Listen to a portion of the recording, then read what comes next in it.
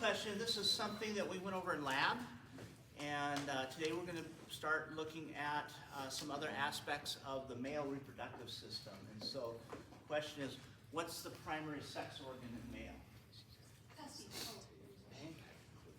So, looks like most of you answered, most of you said the testis, and that's correct. So the primary sex organ is the organ in both males and females that produces the gametes, or the sex cells, that produce the sperm cells and the egg cell, which unite at fertilization to produce a new individual. And that's what happens during sexual reproduction. So, humans, as are not all, but most animals, reproduce sexually. And in sexual reproduction, usually the male and the female both produce a haploid gamete or sex cell. In the female, that haploid cell is usually called, in most animals, it's called an ovum or an egg cell. But in humans, it's actually a secondary oocyte, as we learned in lab. The male then produces a haploid sperm cell. And so in the adult, almost all the cells in the adults have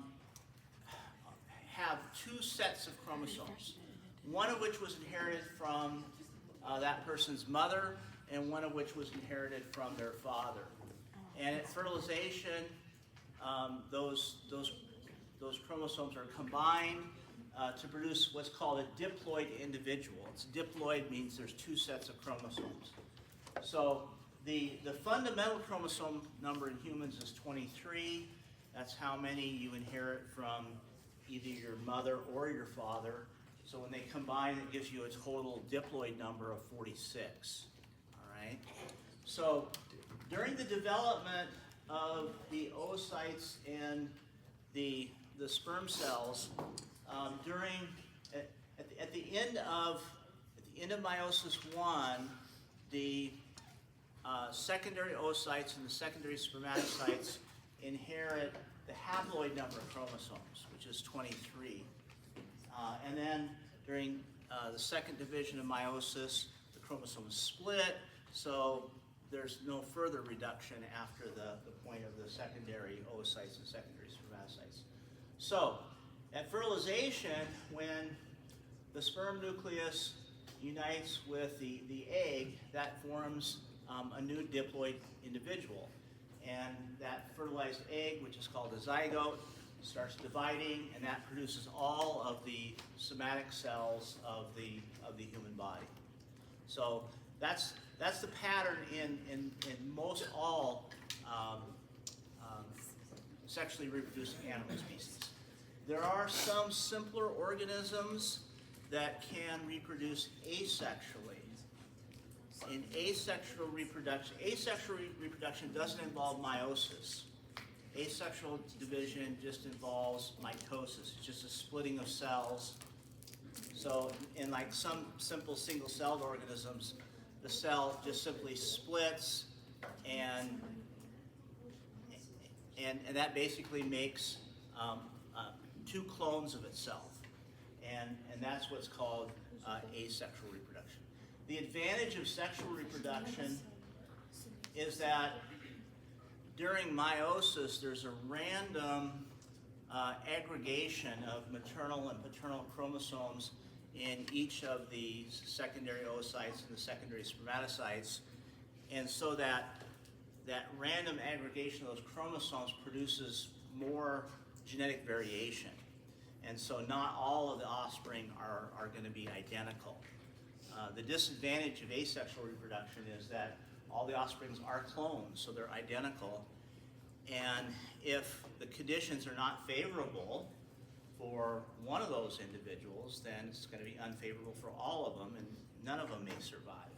But in sexually reproducing species, each offspring is genetically unique, so there's a lot of genetic variation, and so the offspring some of them may be better adapted for a certain environment than others. That's the main advantage of sexual reproduction.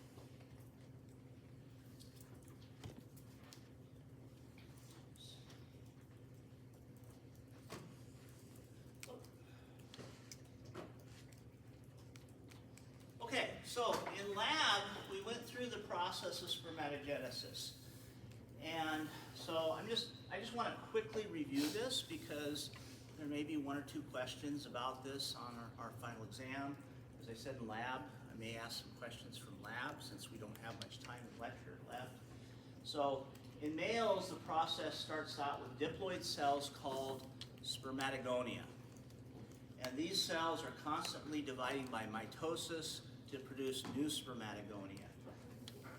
But some of the offspring of these divisions become type B spermatogonia, which are cells that are destined to undergo meiosis and become mature sperm cells.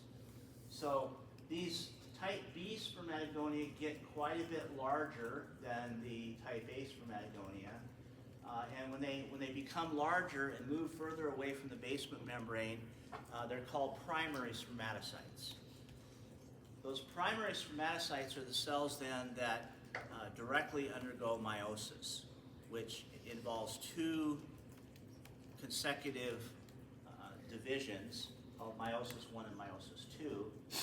In meiosis 1, there's just a random assortment of chromosomes that are divided up equally between the two cells that result from meiosis 1. And so half the chromosomes end up going in one cell, half of them go into the other cell. These two cells are called secondary spermatocytes. So those are haploid cells now. The secondary spermatocytes then undergo meiosis 2, in which each chromosome splits.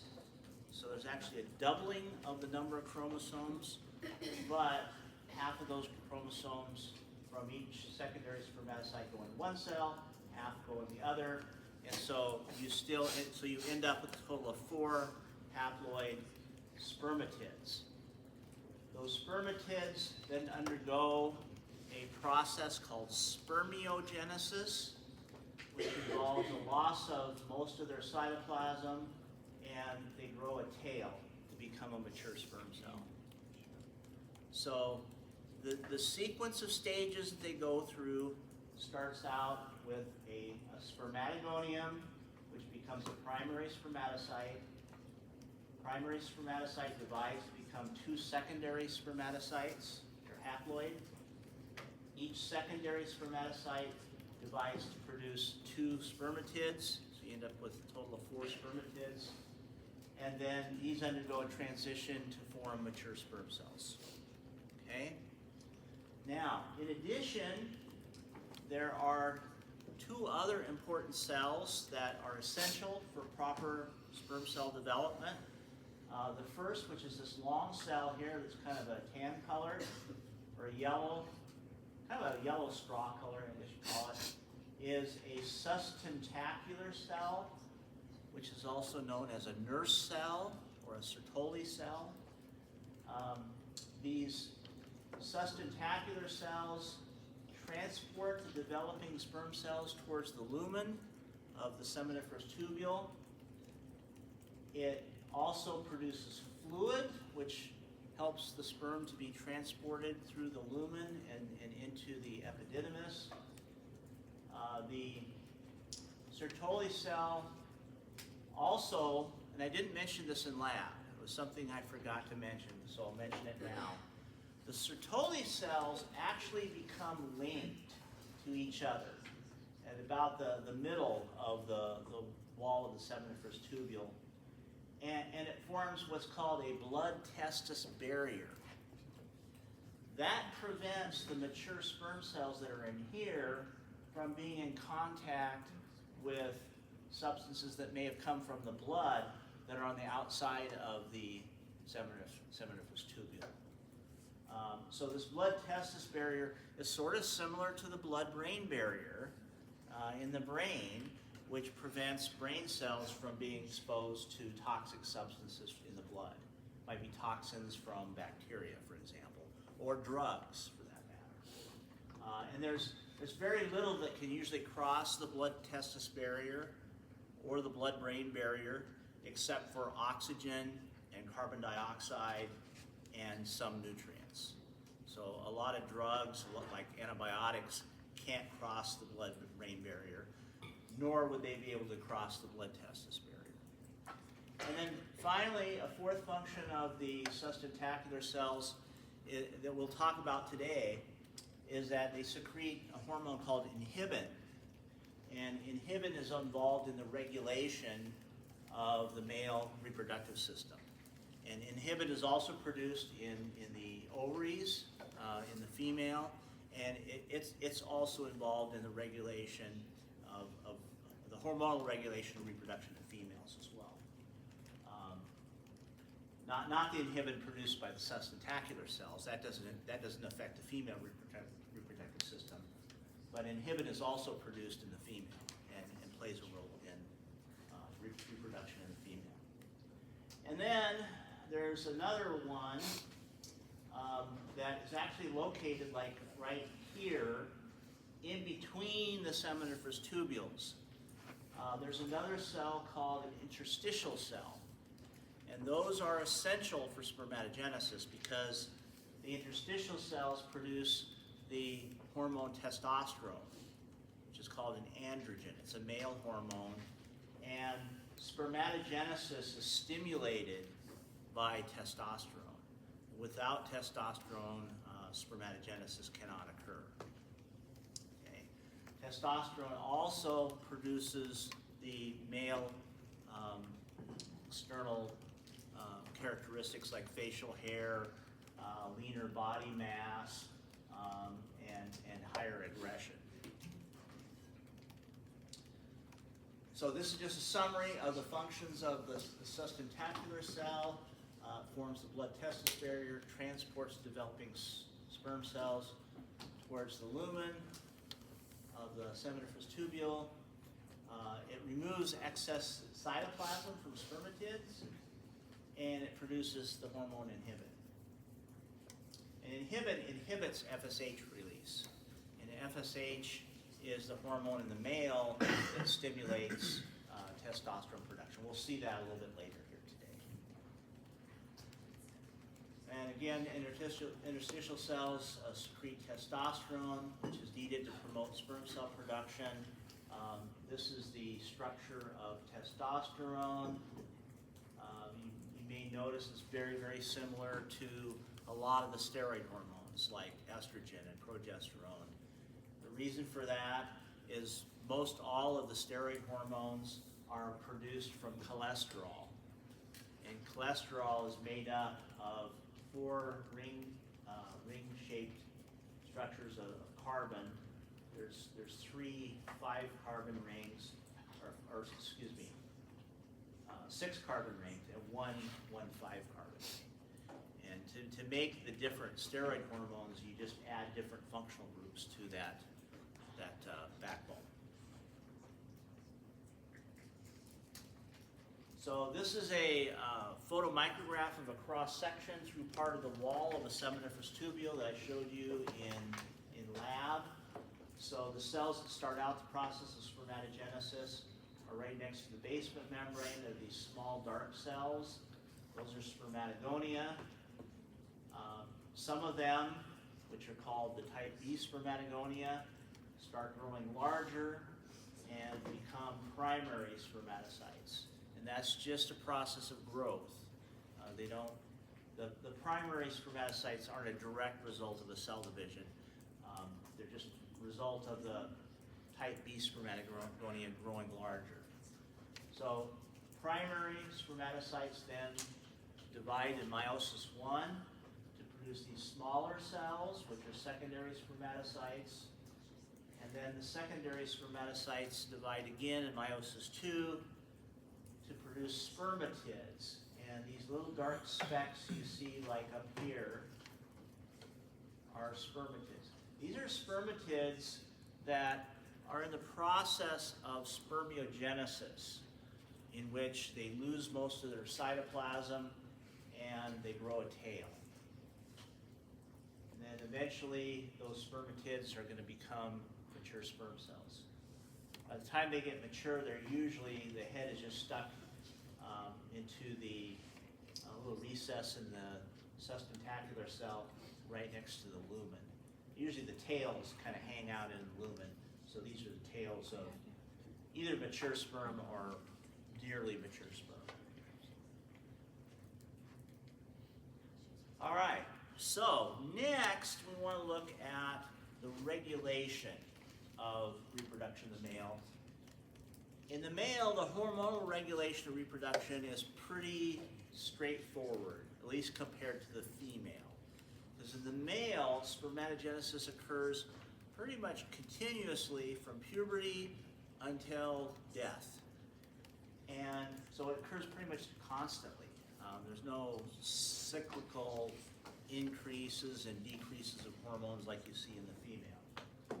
So the process in actually both males and females starts out the same way. So at puberty, the hypothalamus begins secreting a releasing hormone.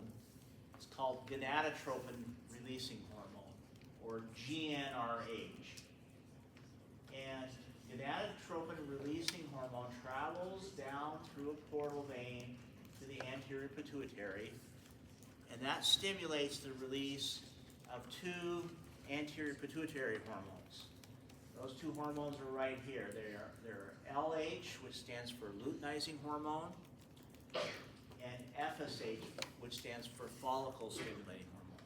Now, those names refer to the functions of those hormones in the female, because the same two hormones are released in the female in response to gonadotropin releasing hormone. But they're also used in the male, but they use the name for the functions in the female, even in the male. Sometimes LH, since LH stimulates testosterone, sometimes it's referred to as a testosterone stimulating hormone. It's usually just called LH. Okay, so in the male, LH stimulates the interstitial cells to secrete testosterone. And testosterone is needed to stimulate spermatogenesis. But testosterone cannot stimulate spermatogenesis unless FSH is also released, because FSH acts on the sustentacular cells to produce a receptor called androgen binding protein, or ABP for short. So this androgen binding protein is produced inside the seminiferous tubules, and androgen binding protein binds to testosterone. So that concentrates the testosterone in the seminiferous tubules where it's needed. You have to have high levels of testosterone in the seminiferous tubules in order for spermatogenesis to occur. And that androgen binding protein is needed to hold testosterone in the seminiferous tubules where spermatogenesis occurs. Okay. So you have to have both LH and FSH for spermatogenesis to occur. Okay. Now, LH also stimulates the sustentacular cells to produce that hormone I mentioned earlier called inhibin. Inhibin travels through the bloodstream, and it inhibits the release of FSH from the anterior pituitary. And so if FSH levels get too high, inhibin levels will get high, and then that will inhibit the release of FSH. That ensures that FSH levels don't get too high. Because you want just enough testosterone in the seminiferous tubules to stimulate the proper amount of spermatogenesis. But you don't want too many sperm cells to be produced. If you produce there's too many of them, it'd just be wasteful. And so inhibin ensures that only the proper amount of androgen binding protein is present in the testes, so that there's the proper amount of testosterone in the testes. Okay. If the levels of androgen binding hormone fall too low, then this negative feedback via inhibin is removed, and that allows more androgen binding proteins to be produced. So if these androgen binding proteins got too low in number, then the sperm count would be too low. If the sperm count in males falls too low, then that can result in infertility. And so the removal of this negative feedback then would allow androgen binding protein levels to go back up, which would hold more testosterone in the testes, which would increase the number of sperm cells that are produced. So this is a negative feedback loop that ensures that the proper amount of androgen binding protein and testosterone are present in the seminiferous tubes. Okay. Now, as I said earlier, LH stimulates testosterone synthesis by the interstitial cells in the testes, and testosterone stimulates spermatogenesis. But testosterone also has a negative feedback effect on both the hypothalamus and the anterior pituitary. And so that prevents testosterone levels from becoming too high, because testosterone does increase aggression. It also tends to increase risk-taking behaviors in males, and that can lead to an increased chance of a person getting killed. And if that happened, then reproduction wouldn't be able to occur. So, also increased testosterone levels. Testosterone is an anabolic steroid, so it increases muscle mass, but at the same time it increases aggression, sometimes causes people to get in trouble and get arrested and imprisoned. And again, if that happens, then that person wouldn't be able to reproduce. So this negative feedback loop ensures that testosterone levels don't get too high. If testosterone levels start to fall, then this negative feedback is reduced. That allows more LH to be released and more testosterone. So it just ensures proper levels of those hormones. So these hormones are being released pretty much constantly throughout life. Testosterone levels do start to fall off as men get older. Hence all the ads you see on TV sometimes for these companies that test men for low testosterone levels and will give them testosterone supplements. That is legal if a person's testosterone levels are a lot lower than normal, but it wouldn't be legal to give someone who has normal testosterone levels more testosterone. That could actually be counterproductive, because if you have normal levels of testosterone and supplement with more testosterone, that can cause your own body to reduce its own testosterone production, because that exogenous testosterone injections, that's going to cause a negative feedback effect on the pituitary and the hypothalamus, and so that can actually cause men's testes to shrink because their own body doesn't produce as much testosterone. So, all right, any questions? So what I want you to know from this is I want you to know the effects of gonadotropin releasing hormone on the testes, or on the anterior pituitary, stimulates LH and FSH release. I want you to know the effects of LH on the testes that causes the interstitial cells to produce testosterone, and the effects of FSH on the sustentacular cells that produce produces androgen binding hormones, and the negative feedback effects that both of those hormones produce on the pituitary and the hypothalamus. Okay? All right. Any questions? Okay. So, next part of this chapter, and I hope we have time to get through this today, is on male sexual function. And male sexual function involves erection, which makes the penis erect and rigid, orgasm, and ejaculation. Now, to understand how these three processes occur, we need to take a closer look at some of the structures located in the penis. We need to look at some of the nerves that supply the penis and some of the blood vessels. Because the way the penis becomes erect is by increasing blood flow. And so there has to be arteries that supply the penis.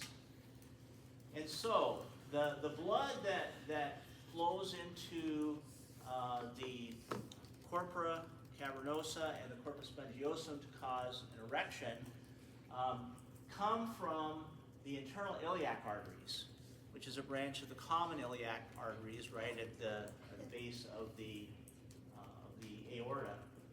And the internal iliac arteries have a branch called the internal pudendal artery that supplies the penis.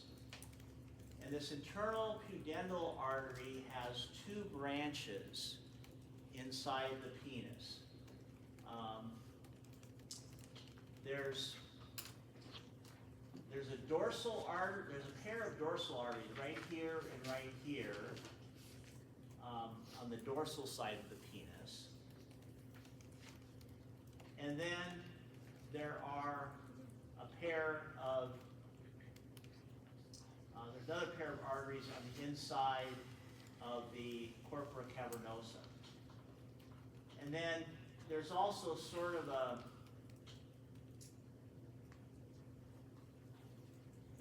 diffuse system of tiny microscopic arterioles inside the corpora cavernosa and the corpus spongiosum called the helicine arteries. And those helicine arteries become filled with blood during erection, and that's what causes the penis to become erect. In addition, there's a dorsal vein on the dorsal side of the penis that drains the blood from the penis, and then there's also a pair of dorsal nerves that supply the penis with innervation. This deep dorsal vein that drains the blood from the penis. The dorsal nerve carries afferent signals to the internal pudendal nerve, and then to S2 through S4. Those afferent are sensory signals. And then sympathetic nerves from T12 through L2 innervate the penile arteries, the trabecular muscles, spermatic ducts, and accessory glands. So these are all involved in the male sexual function. So there's actually 4 separate phases in the male sexual process. And these 4 phases are excitement, plateau, orgasm, and ejaculation, which occur usually pretty close together, and then resolution. So the excitement phase results in erection of the penis, results in increase in muscle tension, which is called myotonia, and increases in heart rate, blood pressure, and respiratory rate. During the plateau phase, the heart rate, blood pressure, and respiratory rate are continued at a higher level for a few seconds to a few minutes just before orgasm. Then orgasm and ejaculation is a short reaction that results in expulsion of semen, And then in resolution, the blood flow to the penis is reduced and the penis becomes flaccid. So we'll go through each one of these phases because there's a different series of events that occurs in each one of these. So erection occurs primarily due to parasympathetic stimulation of the penis. And the parasympathetic nerves trigger the release of nitrous oxide, which increases the concentration of cyclic GMP, which causes vasodilation of the deep arteries of the penis. That increases blood flow, and that results in erection, which occurs during the excitement phase and during the plateau phase. Okay, now, kind of an interesting side is that there are drugs that are now being used by some males that suffer from impotence or the inability to have an erection. The first one that was marketed was called Viagra, which goes by the generic name sildenafil. The way Viagra works is that it inhibits the enzyme which breaks down cyclic GMP. Cyclic GMP is the second messenger that causes vasodilation of those arteries in the penis, which causes an erection. So if you inhibit the enzyme that breaks down that second messenger, then that increases the levels of cyclic GMP in those arteries, and that's going to cause more blood flow to the penis. And it's kind of interesting the way Viagra was actually discovered. It wasn't originally discovered as a treatment for male impotence. It was originally studied as a drug to treat people who had heart attacks because it increases blood flow in all arteries in the body if you take it orally. So it was used as a treatment to see if they could increase blood flow to the heart after people had a heart attack because of constricted coronary arteries.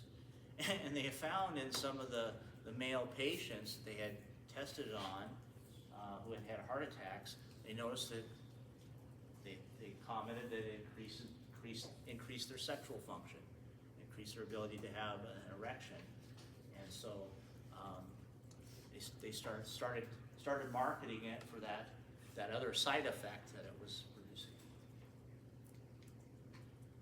All right, then orgasm, during which ejaculation occurs, is a result primarily of sympathetic stimulation of the penis. So the way it works is that when due to stimulation of the penis during sexual intercourse, there are afferent signals to the brain. The brain responds by increasing sympathetic stimulation, and that increases the peristalsis of the ductus deferens, which causes the sperm cells to move down through the ejaculatory duct into the prostatic urethra. At the same time, that sympathetic stimulation increases the secretions produced by the prostate and the seminal vesicles to produce semen.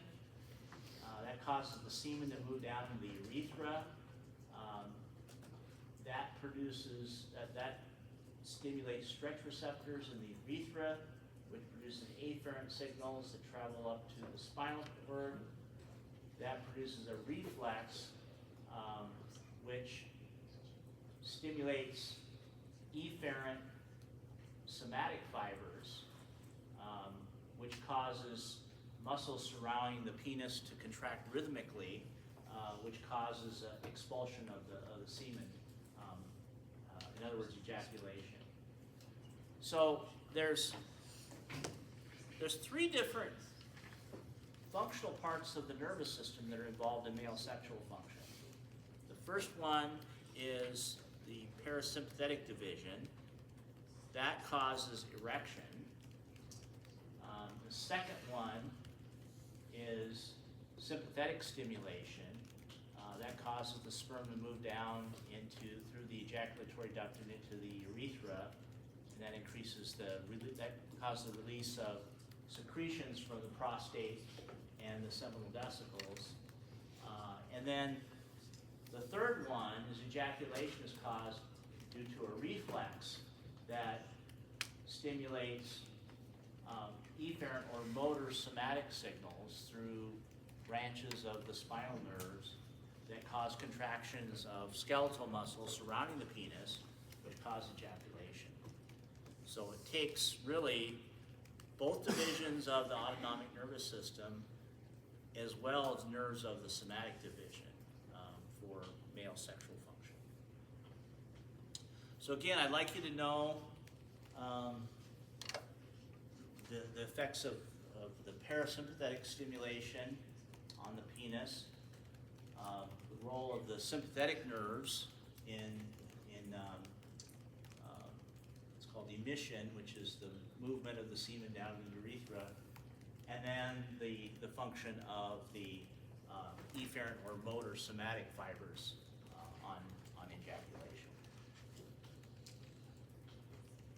And then the last stage is resolution.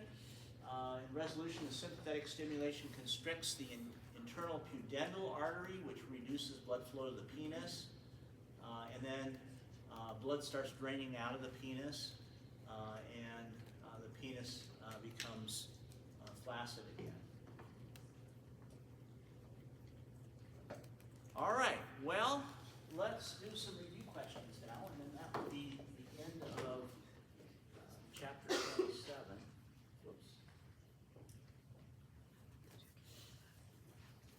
Okay, so these are some questions about the events of male sexual function that we just went over. So this very last stage we looked at, expulsion of semen, that occurs when a muscle called the bulbospongiosus muscle, which is a skeletal muscle, that's stimulated by what kind of nerve? Remember, it's a skeletal nerve. It's a skeletal muscle. So what kind of nerves stimulate the skeletal muscle?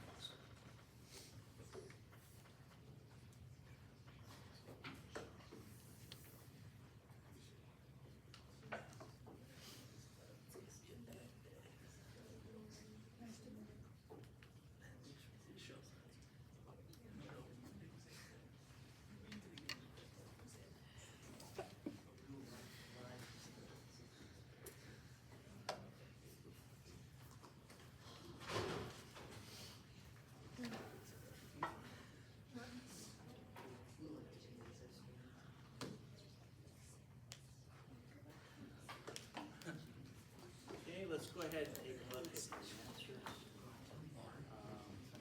Number 2 seems to be the most popular answer, and that's correct. So efferent neurons are motor neurons, and somatic motor neurons are the ones that stimulate ejaculation, contractible skeletal muscles.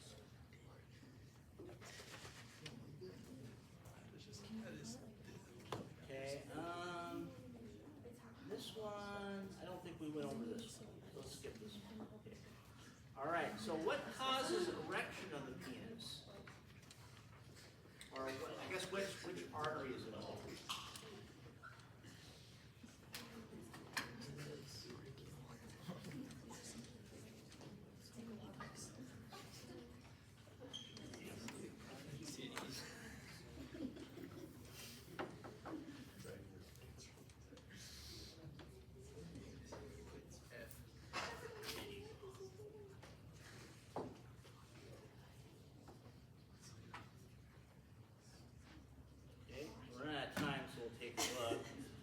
That would be the deep penile artery, the one that starts to dilate and increases blood flow to the penis. Okay? The cells in the seminiferous tubule that multiply by mitosis are what?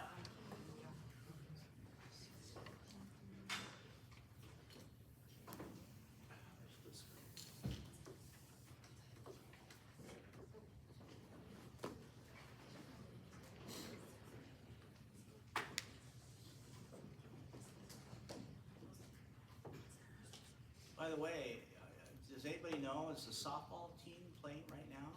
What? This afternoon? We play at 2. Oh, so pretty soon.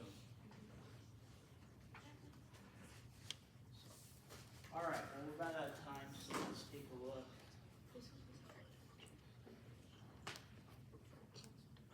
Okay, and most of you did get that right. It says type A is permitted. All right, so Friday, and we do have class again on Monday. Monday is our last day of class.